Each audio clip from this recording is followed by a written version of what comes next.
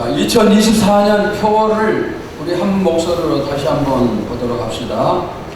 벽을 보면서 시작. 믿음은 바라는 것들의 실상입니다.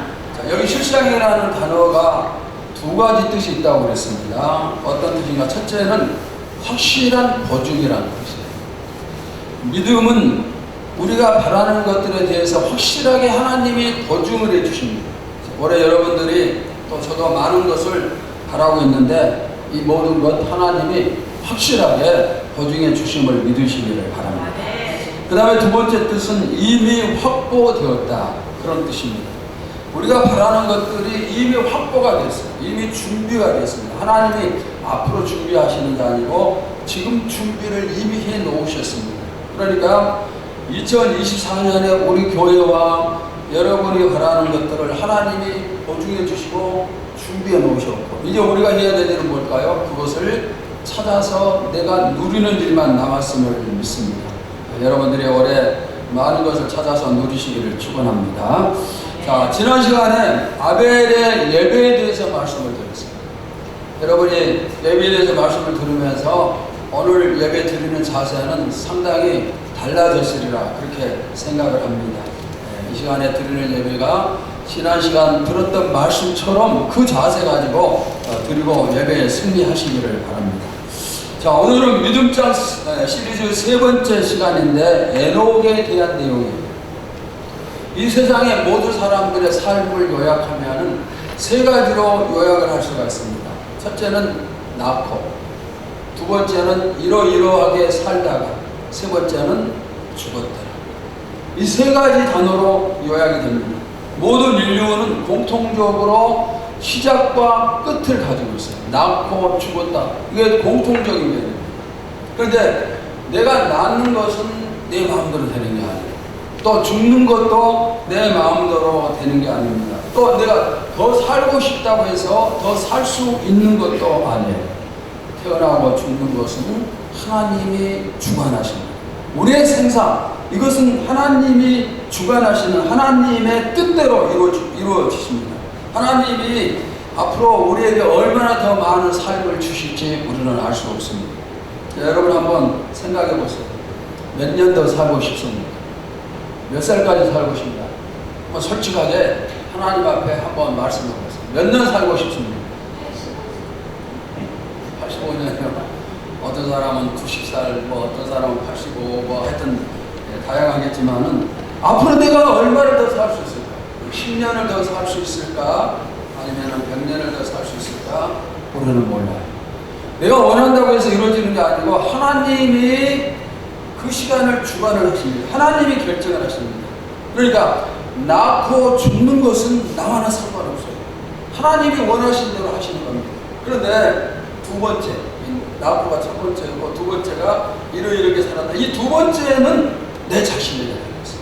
낳는 것과 죽는 것은 하나님의 뜻이지만은 이렇게 사는 것은 나에게 달려있습니다. 자, 그러면은 여러분이 이제까지 어떻게 살아왔습니까? 이 낳고 죽었더라 사이에 뭐라고 표현을 할 것 같아요? 낳고 하나님을 잘 믿다가 죽었더라, 이렇게 말할 수 있을까요? 물론 아직 죽지는 않았어요. 아니면은 낳고 그냥 그저 그렇게 살다가 죽었더라, 낳고 공부하고 돈만 벌다가 죽었더라, 낳고 나쁜 짓만 하다가 죽었더라, 낳고 사람답게 살다가 죽었더라, 낳고 보람있게 살다가 죽었더라. 이 낳고와 죽었더라 사이에 좋은 내용이 들어갈 수 있기를 바랍니다. 1년 단위로도 생각해 볼 수 있어요. 자, 첫째, 2024년이 시작이 되었고, 두 번째, 하나님께 영광을 돌리는 삶을 살다가, 세 번째, 2024년을 마쳤다. 이런 결론을 내릴 수 있기를 바랍니다. 바울이 죽음 앞에 서면서 이렇게 고백을 합니다. 디모데후서 4장 7절입니다. 다 같이 봅시다. 시작. 나는 선한 싸움을 싸우고 나의 달려갈 길을 마치고 믿음을 지켰습니다. 이게 가만히 생각하면 너무너무 아름답고 부러운 그런 고백입니다. 우리도 남은 삶이 하나님을 잘 섬기는 그런 사람이 되어서 바울처럼 고백할 수 있기를 축원합니다. 오늘 본문에서 살피는 에녹도 바울과 비슷한 삶을 살았습니다. 자, 오늘 에녹을 통해서 몇 가지 교훈을 받도록 하겠습니다. 첫째, 에녹은 하나님과 동행하는 삶을 살았습니다. 창세기 5장 21절 22절을 봅시다. 시작. 에녹은 65세에 무두셀라를 낳았고 무두셀라를 낳은 후 300년을 하나님과 동행하며 자녀들을 낳았습니다. 에녹이 65세의 아들 무두셀라를 낳았습니다. 그리고 300년을 하나님과 동행을 했습니다. 물론 이 말은 아들을 낳기 이전에는 하나님과 동행하지 않았다 그런 뜻은 아니에요. 그 이전에도 물론 하나님과 동행을 했습니다. 그러나 아들을 낳은 이후에는 하나님과 더 깊은 동행이 이루어졌다 이렇게 볼 수가 있습니다. 왜 그랬을까요? 본인이 하나님과 동행하는 삶을 살면은 아들이 그 모습을 보고 아들도 하나님과 동행하는 그런 삶을 살기 때문에 본을 보이는 겁니다. 부모의 신앙이 자녀들에게 끼치는 영향은 대단해요. 부모가 기도하는 모습을 보면은 자녀들이 그냥 배우고 자기들도 기도를 하는 거예요. 부모가 주일날 교회 가는 모습을 보면은 자녀들도 주일이 되면 교회 가서 예배를 드리는 거예요. 전에 제가 그런 체험을 많이 했는데 금요일 철학기도회나 이럴 때 우리 성도들이 방언 기도하고 막 소리쳐서 기도하면은 그걸 본 어린 자녀들이 자기 집에 가서 주야 하고 외치고 뭐 어쩌고저쩌고 방언으로 기도하고 그런 모습을 많이 봐요. 왜? 부모가 하는 것을 자식들이 닮아가는 것입니다. 여러분이 하나님과 동행하는 삶을 자녀들에게 보여주시기를 바랍니다.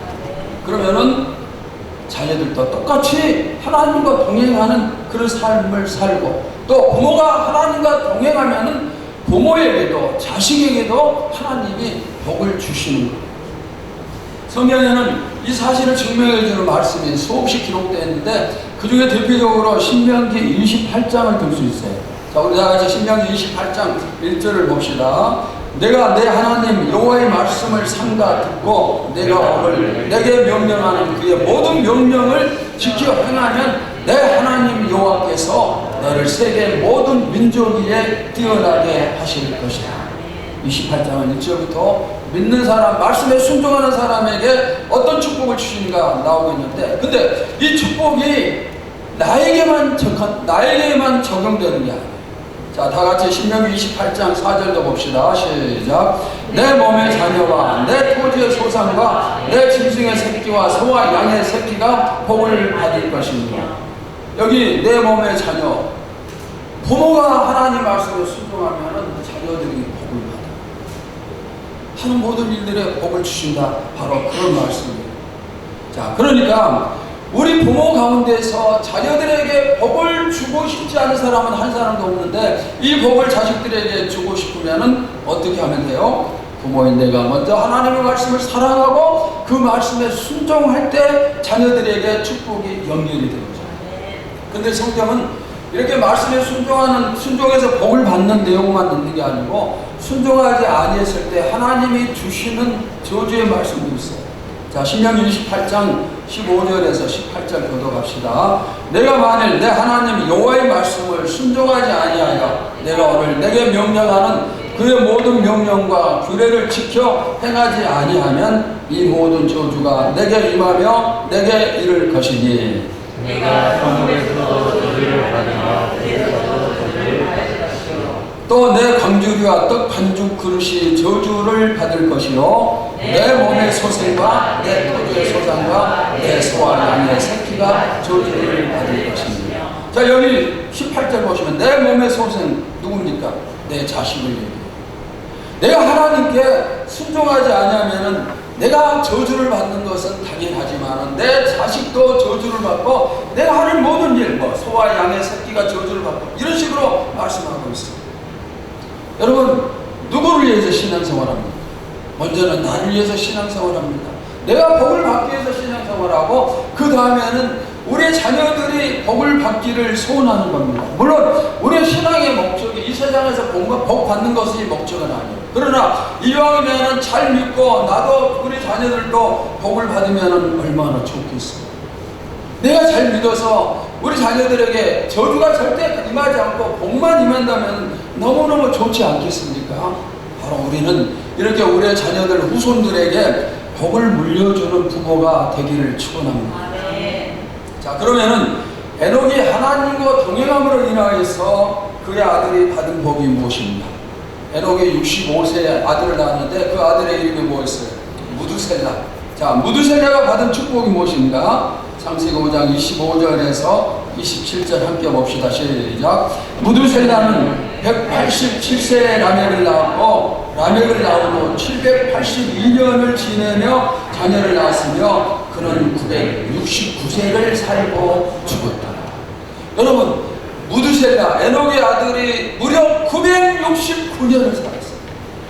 거의 1000년이에요. 자, 올해가 2000 몇 년이에요? 2024년.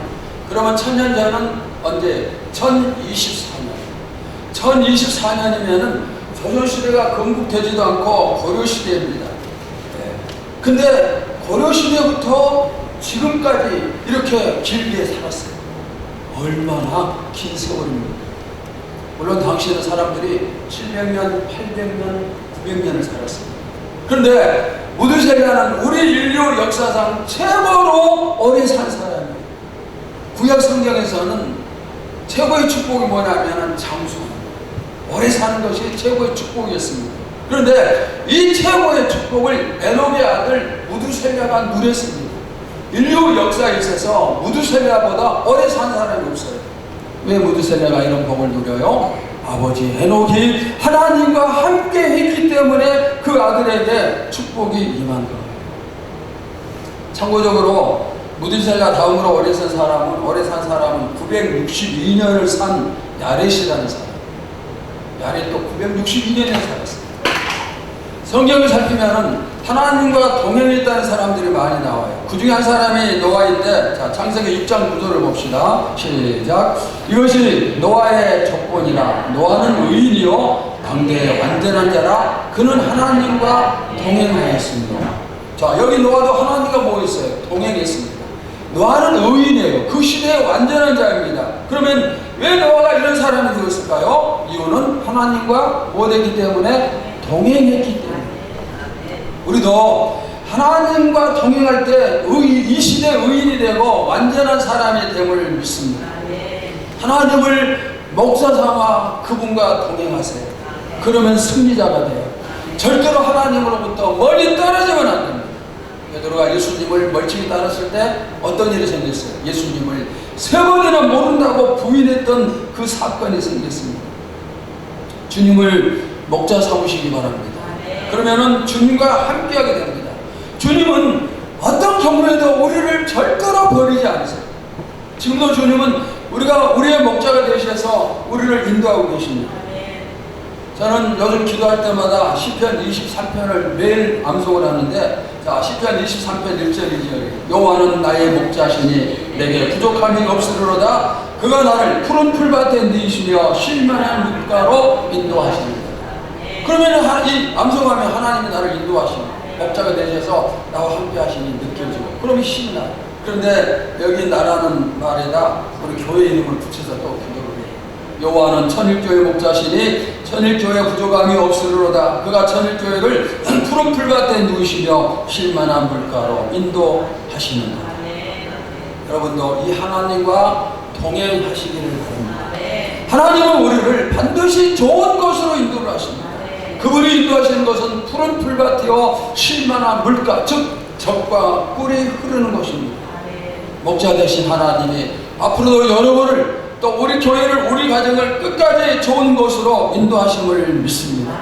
믿어야 돼요. 왜? 믿음은 바라는 것들의 뭐예요? 실상입니다. 이제까지 인도하신 하나님이 앞으로도 내가 세상 떠날 때까지, 우리 교회가 존재하는 그날까지 하나님이 인도해 주시고 또 인도해 주심을 믿습니다. 여러분이 이 인도의 축복을 마음껏 누리시기를 축원합니다. 자, 두 번째, 동행의 뜻이 무엇입니까? 하나님과 동행하라 했는데 동행의 뜻이 뭔가? 이 동행의 원어적인 의미는 걷다, 그 다음에 뜻을 쫓다, 삶을 살다, 이런 뜻이 있습니다. 즉 동행은 하나님과 함께 걸으면서 그분의 뜻에 순종하는 것이 바로 동행의 뜻입니다. 에녹은 하나님의 뜻을 따라서 경건한 삶을 살았습니다. 말씀에 순종하는 삶을 살았습니다. 그런데 이 동행의 뜻이 히브리서 11장에서는 기쁘시게 하였다, 이렇게 번역이 되어 있어요. 자, 오늘 본문 히브리서 11장 5절 다시 한번 봅시다. 시작. 믿음으로 에녹은 죽음을 보지 않고 옮겨졌으니 하나님이 그를 옮기심으로 다시 보이지 아니하였느니라. 그는 옮겨지기 전에 하나님을 기쁘시게 하는 자라는 증거를 받았느니라. 에녹의 삶은 하나님을 기쁘시게 해드리는 그런 삶이었어요. 하나님과 함께하면 하나님이 기뻐하십니다. 우리도 하나님과 늘 동행해서 하나님을 기쁘게 해드리는 그런 성도 되시기를 바랍니다. 어떻게 하면 하나님을 기쁘게 해드려요? 자, 입장을 바꿔서 한번 생각해 보겠습니다. 여러분들이 자녀들로부터 기쁨을 얻는 것이 어느 때입니까? 선물을 사올 때? 아니면 용돈을 줄 때? 그때 물론 기쁨이 있겠죠. 이제 곧 설 명절이 다가옵니다. 자녀들이 설에 선물도 보내고 용돈도 보내고 그럴 것이지만 이런 걸 받으면 좋기는 하겠죠. 그러나 부모의 가장 큰 기쁨은 자녀들이 찾아와 주는 거죠. 고향에 찾아온 자녀를 보는 것이 부모에게 가장 큰 기쁨이 되겠죠. 자식이 없는 선물이나 자식 없는 용돈은 부모에게 적은 기쁨은 되지만 참 기쁨을 줄 수는 없어요. 에녹은 하나님께 참 기쁨을 드렸어요. 우리가 하나님과 늘 함께하는 것이 하나님에게 기쁨을 드리는 것이 됩니다. 부모를 늘 찾아가는 자식처럼 여러분도 바로 그렇게 하나님을 늘 찾으시기를 바랍니다. 그럼 어떻게 하는 거 하나님을 찾아가는 것이에요? 어떻게 하는 것입니까? 기도로 찾고 말씀으로 찾고 찬양으로 찾을 수가 있습니다. 항상 하나님을 생각하고 묵상하는 것도 하나님을 찾는 겁니다. 내가 하나님을 잊어버리지 않는 것, 그게 바로 하나님을 찾아가는 것입니다. 예배 드리러 나올 때만 하나님을 찾는 것이 아니라 하루 24시간 내내 일주일 내내 하나님을 생각하고 하나님을 묵상하고 그러면은 하나님이 그것 때문에 기뻐하십니다. 그러니까 여러분이 늘 하나님을 생각을 하세요. 늘 하나님을 찾으시기 바랍니다. 우리는 하나님께 기쁨을 드리는 자식이 되어야 됩니다. 자, 유다서 1장 14절 15절도 함께 봅시다. 시작. 아담의 7대 손 에녹이 이 사람들에 대하여도 예언하여 이르되 보라, 주께서 그 수많은 거룩한 자와 함께 임하셨나니 이는 무사람을 심판하사 모든 경건하지 않은 자가 경건하지 않게 행한 모든 경건하지 않은 일과 또 경건하지 않은 죄인들이 주를 거스려 하는 모든 완악한 말로 말미암아 그들을 정죄하려 하시니라 하였느니라. 자, 내용이 복잡한 것 같지만 이렇게 요약할 수 있습니다. 에녹이 하나님과 동행하는 또 다른 한 가지 방법은 죄악을 향해서 하나님의 심판을 경고합니다. 우리는 나만 신앙생활 잘하면 된다, 그런 생각들을 가지고 있죠. 그런데 하나님의 생각은 달라요. 너희가 세상을 향해서 복음을 전해라. 믿지 않으면 영원한 멸망이고 믿으면 영원한 천국에 들어갈 수 있다. 이것을 선포하라고 말씀을 하십니다. 그래서 우리는 이 내용을 선포를 해야 돼요. 심판을 믿지 않으면 심판임을 선포를 해야 됩니다. 예수 믿고 구원받으라 선포를 해야 됩니다. 예, 선포해야 되죠. 그들의 말씀을 듣고 돌이키고 구원을 받기 때문에. 여기서 선포하라는 말은 바꿔 말하면 뭘까요? 복음을 전하라, 전도하라, 그런 뜻이 되겠죠. 여러분, 전도하는 것이 또 하나님과 동행하는 한 가지 방법이에요. 우리는 어떻습니까? 우리에게 복음의 선포가 있습니까? 안 믿는 가족들에게 예수 믿고 구원받으라 선포하고 있습니까? 또 구원을 위해서 엎드려 기도하고 또 기도하고 있습니까? 구원을 위해서 수고하고 애를 쓰는 것이 하나님과 동행하는 삶이에요. 이 삶이 하나님을 기쁘게 해드리는 거예요. 여러분이 눈물 흘리며 기도할 때 언젠가는 안 믿는 자녀들 예수 믿고 구원받게 됨을 믿습니다. 언젠가가 아니라 올해 2024년을 여러분 자녀들의 구원의 한 해로 만드시고 이 자리에 자녀들과 함께 예배 드리시기를 주의 이름으로 축원합니다.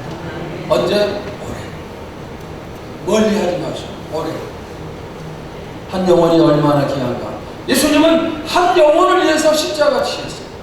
그 영혼을 위해서 십자가에서 죽으실 만큼 영혼은 이렇게 귀한 것인데 그 한 영혼에게 내가 복음을 전할 때 하나님이 얼마나 기뻐하시겠어요.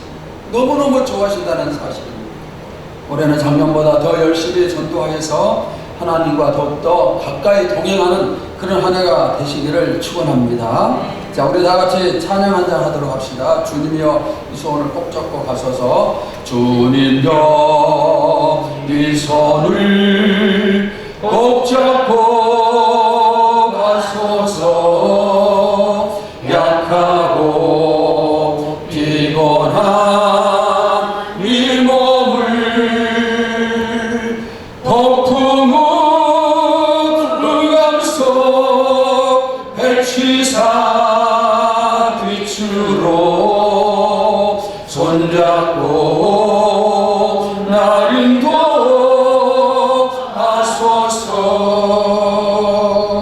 인생이 힘들고 고난이 겹칠 때 주님여 날 도와 주소서. 예치는 소리 귀 기울이시사 손잡고 날 인도하소서. 아멘. 주님은 어떤 경우에도 우리의 손을 놓지 않으세요. 어떤 경우에도. 설령 우리가 잡은 손을 놓는다 할지라도 주님은 놓지 않으십니다. 여러분도 이제는 어떤 경우에도 주님의 손을 마주 잡고 놓지 않기를 바랍니다. 더 힘있게 주님의 손을 잡으시기를 바랍니다. 자, 두 손을 한번 들어보세요. 오른손은 주님의 손이에요. 왼손은 내 손입니다. 다 여러분이 이 두 손을 꼭 붙잡아 보세요. 딱 잡고 가세요. 주님이 나를 붙들고 있고 내가 주님의 손을 붙잡았습니다. 앞으로는 절대로 이 손을 놓지 마세요. 주님은 절대 놓지 않으시지만 우리는 놓을 수가 있습니다. 이제까지는 놓았던 경우가 많이 있겠지만 이제부터는 절대로 놓지 않고 꼭 주님과 함께 동행하시기를 바랍니다. 꼭 여러분 이 시간에 약속하세요. 주님, 제가 이제는 절대로 주님 잡은 그 손을 놓지 않겠습니다. 이렇게 약속하시기 바랍니다. 자, 세 번째, 세월을 아껴야 돼요. 창세기 5장 22절 함께 봅시다. 시작. 무두세라를 나오고 300년을 하나님과 동행하며 자녀들을 낳았습니다. 에녹은 300년을 하나님과 동행했습니다. 하나님께 들으실 시간이 300년이라고 계산되어 있습니다. 물론 이 시간이 꼭 300년만 되는 건 아니지만은 그 이전에도 하나님께 드렸다고 말씀을 했었는데, 자, 그러면은 나는 하나님께 드려진 시간이 얼마일까? 하루 24시간 중에 하나님께 드려진 시간이 몇 시간입니까? 하루에 기도하는 시간이 얼마이고, 성경을 펼치는 시간이 얼마이고, 전도하는 시간이 얼마이고, 하나님을 생각하는 시간, 하나님을 묵상하는 시간이 얼마입니까? 이 시간을 1년 동안 모으면 상당히 많은 시간이 되겠죠. 또 평생을 모으면 더 많은 시간이 되겠죠. 에녹은 300년을 동행했어요. 300년의 시간을 하나님께 온전히 바쳤습니다. 우리의 시간 사용을 다시 한번 생각해 봅시다. 하나님은 우리 모두에게 24시간을 주셨습니다. 누구는 잘 관리하고 누구는 관리를 못할 수가 있습니다. 누구는 하루를 1년처럼 10년처럼 값어치게 사용하는 그런 사람이 있는가 하면은 1년 10년을 하루보다 못하게 사용하는 그런 사람도 있어요. 그런데 이 땅에서 시간은 금방 끝이 나요. 이곳에서 삶이 끝나면 우리는 영원한 곳으로 옮겨집니다. 영원한 곳에서 축복을 받고자 하면 이 땅의 짧은 시간을 내가 어떻게 보내는가, 여기에 달려있습니다. 자, 바울의 권면을 한번 들어보세요. 에베소서 5장 16절입니다.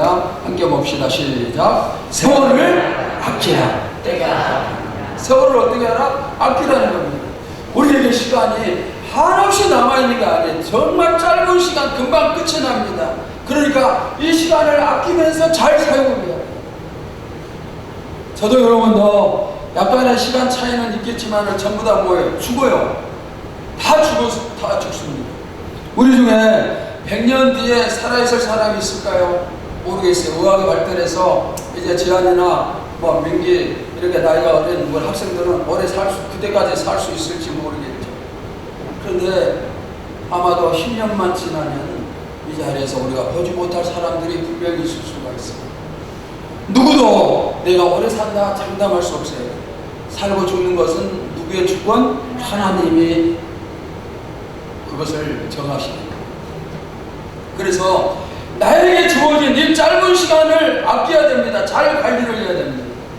이번에 2024년 기도의 제목을 제가 제출하라고 했었는데, 그중에 어떤 사람은 시간을 잘 사용할 수 있는 지혜를 달라, 이렇게 기도 제목을 제출했어요. 지혜로운 기도 제목. 내 24시간은 어떻게 관리가 되는가? 핸드폰 보는 시간은 얼마입니까? 혹시 핸드폰에 중독되어 있지는 않습니까? TV 보는 시간은 얼마입니까? 너무 과하지는 않습니까? 게임하는 시간은 얼마고, 다른 사람을 미워하고 흉보는 시간은 얼마예요? 또 성경 보는 시간은 얼마고, 기도하는 시간은 얼마고, 다른 사람을 사랑해주는 시간은 얼마입니까? 하나님과 동행하는 시간이 얼마고, 동행하지 않는 시간이 얼마입니까? 새벽 기도하는 사람이 평생의 새벽 기도 시간을 모으면 어마어마한 시간이 되겠죠. 여러분이 예배드리는 시간을 평생을 모으면 그 시간도 엄청난 시간이 되겠죠. 예배를 위해서 찬양을 준비하는 찬양대원이라면 그 준비하는 시간 모아도 아주 많겠죠. 성전을 준비하고 식사를 준비하고 봉사하는 시간 다 모아도 아주 많겠죠. 제가 지난번에 말씀드렸어요. 멀리서 예배 드리러 오는 성도들은 차를 타고 오는 그 시간이 헛된 시간, 허비하는 시간이 아니고 하나님께 드리는 시간입니다. 우리 교회도 2시간 넘게 차를 타고 오는 그런 성도들도 몇 사람 있고 그러는데, 그 시간이 전부 다 하나님께 드려진 시간, 하나님과 함께하는 시간입니다. 절대로 헛된 시간이 아니에요. 그러니까 멀리서 오는 성도들은 하나님께 드리는 시간이 더 많아진다, 이렇게 얘기를 할 수가 있습니다. 자, 옆 사람 보고 이렇게 말씀을 하세요. 얼마 남지 않았습니다. 옆 사람 보니 얼마 남지 않았습니다. 자, 계속해서 세월을 아낍시다. 얼마 남지 않았기 때문에 세월을 아끼시기 바랍니다. 내가 앞으로도 100년 살고 200년 사는 게 아니에요. 10년 뒤에도 여기에 없을 사람들이 많이 있을 수 있어요. 그러니까 아껴야 돼요. 남은 시간 아껴야 됩니다. 네 번째, 에녹은 죽지 않고 승천했어요. 히브리서 11장 5절 다시 또 봅시다. 시작. 믿음으로 에녹은 죽음을 보지 않고 옮겨졌으니 하나님이 그를 옮기심으로 다시 보이지 아니하였느니라. 그는 옮겨지기 전에 하나님을 기쁘시게 하는 자라는 증거를 받았느니라.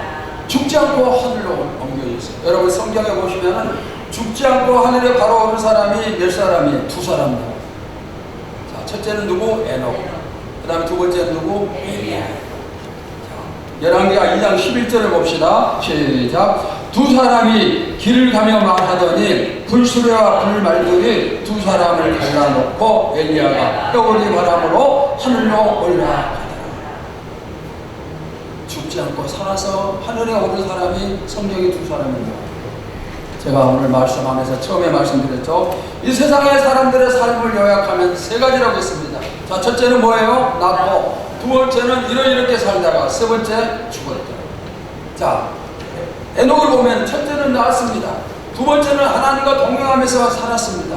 그런데 세 번째가 없습니다. 세 번째 죽었다가 없습니다. 아니, 사람이 죽지 않고 어떻게 그럴 수가 있는가? 여러분, 그럴 수도 있어요. 하나님이 그 생명을 살려서 천국으로 들려오게 하시면 그렇게 되는 겁니다. 에녹도 엘리야가 죽지 않고 하늘에 오른 사람이 하나님이 그렇게 하셨습니다. 그러면 우리는 어떻습니까? 여러분, 죽지 않는다는 사실에 놀랄 필요 하나도 없어요. 왜냐하면 여러분도 저도 죽지 않아요. 여러분도 저도 죽지 않습니다. 물론 우리는 다 죽어요. 그러나 그것은 죽는 것이 아니에요. 자, 예수님이 뭐라고 말씀하셨는가? 요한복음 11장 11절 봅시다. 시작. 이 말씀을 하신 후에 또 이르시되 우리 친구 나사로가 잠들었도다. 그러나 내가 깨우러 가노라. 나사로는 이미 죽었습니다. 그런데 예수님이 뭐라고 말씀하세요? 잠을 잔다. 내가 이제 깨우겠다. 이렇게 말씀을 하십니다. 사람이 죽는 것은 완전히 죽는 게 아니에요. 사람이 죽었다는 것은 영원히 뭔가 분리돼서 영혼은 천국으로, 몸은 땅속으로 들어가는 거예요. 영혼이 중요한 거예요. 그러니까 죽은 게 아니에요. 여러분도 이미 죽지 않고 살아났음을 믿으시기를 바랍니다. 그것이 뭐예요? 부활이에요. 예수님이 부활하심으로 말미암아서 예수를 믿는 모든 사람들도 전부 다 부활의 열매가 되었습니다. 그러니까 우리는 영원히 죽지 않아요. 잠깐 이 세상을 떠나요. 몸은 분리가 되어 땅에 들어가지만은 우리의 진짜 영혼은 천국에 가요. 그러니까 죽지 않는다는 사실입니다. 여러분의 사랑하는 가족이 세상을 떠났다? 너무 슬퍼하면 안 돼요. 왜? 더 좋은 거 천국에서 영원히 살고 있기 때문에. 우리가 죽지 않고 영원히 살 수 있는 축복을 누리는 것은 오직 주님의 은혜 때문입니다. 사실 본래 우리는 영원히 죽을 수밖에 없는 그런 사람이었습니다. 영원한 지옥 형벌이 우리에게 준비되었는데, 그런데 예수님이 내 죄를 대신 짊어지시고 죽으시고 내가 살아났어요. 오직 주님의 은혜로 내가 살게 되었어요. 아니, 이미 영원히 살고 있습니다. 여러분 믿습니까? 여러분 이미 영원히 살고 있어요. 구원받은 성도는 영원히 살고 있습니다. 자, 그러면은 이 은혜를 이제 어떻게 갚아야 될까요? 사랑하는 여러분, 나를 살리신 주님과 동행하세요. 그분의 말씀에 순종하면서 그분을 기쁘게 해 드리시기를 바랍니다. 그분께 나의 남은 시간을 드리시기 바랍니다. 그분이 하시는 말씀에 순종하시기 바랍니다. 그리고 우리에게 맡겨주신 이 교회와 동행을 하고, 또 우리 주변에 약한 이웃들과 동행하면서 주님이 나에게 주신 사랑과 은혜를 그들에게 나누어 주시기 바랍니다. 6살 먹은 한 아이가 밖에 나갔다가 늦게 집에 돌아왔습니다. 엄마가 묻습니다. 어디 갔다 왔니? 아이가 대답을 합니다. 옆집 할아버지를 위로해 드리고 왔어요. 할머니가 돌아가셨어요. 엄마가 그 말을 듣고 너무 대견해서 묻습니다. 무슨 말로 위로해 드렸니? 아니요, 나는 아무 말도 안 했어요. 그러면은 어떻게 위로해 드렸니? 할아버지가 울고 계실 때 할아버지 무릎에 앉아만 있었어요. 단지 옆에 함께 있어줬던 것인데 그것이 슬픔을 이기는 큰 위로가 되었어요. 여러분, 우리도 주님과 늘 함께 하기 바랍니다. 그러면서 어려운 이웃과도 함께 하기 바랍니다. 그리고 무엇보다도 이걸 생각해야 돼요. 내가 힘들고 또 나 혼자 있는 것처럼 생각이 되어질 때 주님이 지금 나와 동행하고 계시고, 이 교회가 나와 동행하고 나를 사랑하는 성도들이 나와 동행하고 있음을 믿으시기 바랍니다. 2024년 우리 모두 다 주님과 교회와 성도들과 늘 동행하면서 승리의 삶, 축복의 삶을 누리시기를 축원합니다. 하나님 감사합니다. 오늘은 하나님과 동행하는 에녹의 삶을 살폈고, 어떤 것이 동행인가, 또 동행이 주는 축복이 무엇인가 등등을 살폈습니다. 주님과 늘 함께하게 하여 주시옵소서. 여호와가 나의 목자가 되셔서 나를 붙잡고 푸른 초장과 쉴만한 물가로 인도하신다고 했습니다. 그 사실을 믿습니다. 이제 나도 주님이 붙잡은 손을 꼭 잡고 절대로 이 손을 놓지 않고 주님과 끝까지 동행하게 하여 주시옵소서. 혹시 우리 주변에 힘을 잃어버리고 위로가 필요한 성도들이 있다면 그들과 함께 해주면서 우리가 그들에게 위로를 주고 하나님의 사랑을 심어줄 수 있게 하여 주시옵소서. 이 한 해도 주님과 동행하면서 주님의 예배에 놓으신 모든 축복을 누리는 주인공의 성도와 가정과 교회가 되게 하여 주시옵소서. 예수님의 이름으로 기도하옵나이다. 아멘.